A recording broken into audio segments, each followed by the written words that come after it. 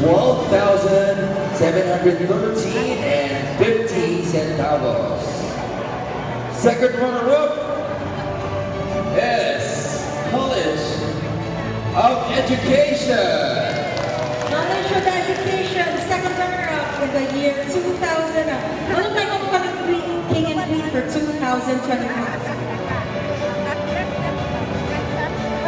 Your request also, Henry Ray Calobo, to assist in the awarding.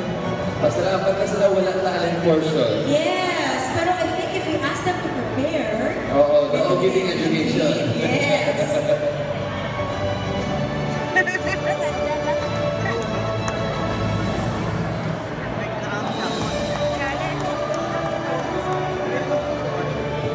Course Education is represented by Dr. Nesil Magno.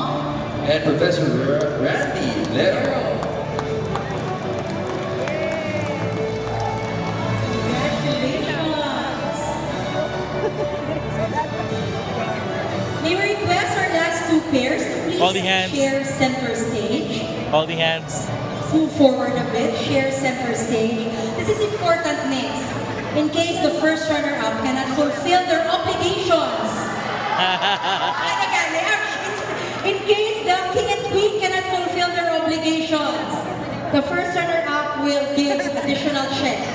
Parang ganon, di ba? Do you want us to announce the first runner-up first? Yes. Of course, to award for our Mr. and Miss CPU Republic 2025. And of course, still requesting Sir Ray, Mamita, and Attorney Duray, in ay ng San Isidro, Miss Nursing, Miss Kinder. Our first runner-up, garnering a total amount. Dito total score, a total amount of 44,060 pesos and 40 centavos. Congratulations, our first runner-up from the College of Commerce. Knowledge of Business and Accountancy as well. Attorney Marlo Pidona and Professor Marvin Kalahatan Santo.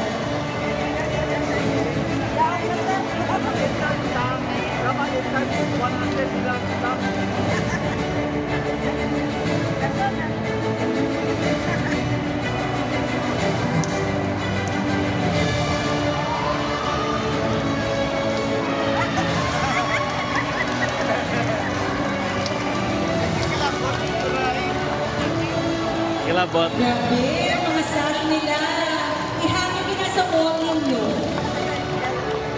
May we request Dr. Ernest Howard Dabuhoy and our First Lady, Dr. Cecil, to come up stage and assist in the awarding of our AAI King and Queen for 2025. Of course, to do it. Garnering a total amount of 181,565 and 45 centavos from the College of Nursing.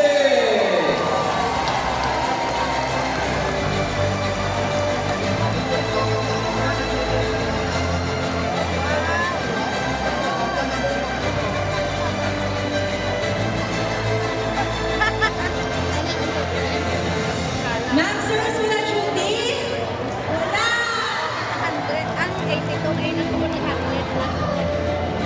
Our 2025 Alumni Homecoming King and Queen, Dr. Raymond Partisana and Professor Maria Olivia Donesa.